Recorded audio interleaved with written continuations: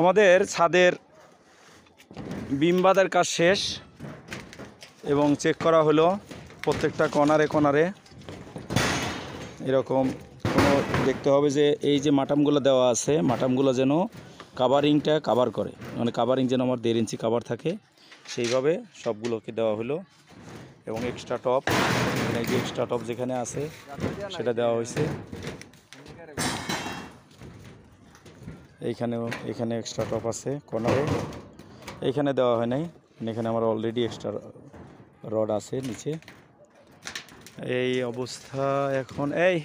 হ্যাঁ, নিচে ঝাড়ু দিয়ে সাফ করা হবে। বিম ছাড়ার আগে অবশ্যই তলা ঝাড়ু দিয়ে যেন যে ছোটো ছোটো কাঠ থাকে, তার কাটা থাকে, গুণা থাকে, এগুলো সব তুলে ফেলতে হবে, এরকম সাফাই করে ফেলতে হবে। সেটা করা হয়ে গেল। এবং প্রত্যেকটা পয়েন্টে এইখানে আমাদের একটা ক্যান্টিলিভার আছে এন্ড পয়েন্টে, এখানে আমাদের একটা এক্সট্রা রিং দেওয়া হয়েছে এইটাকে একটা বন্ডিং করার জন্য এই সাইডে।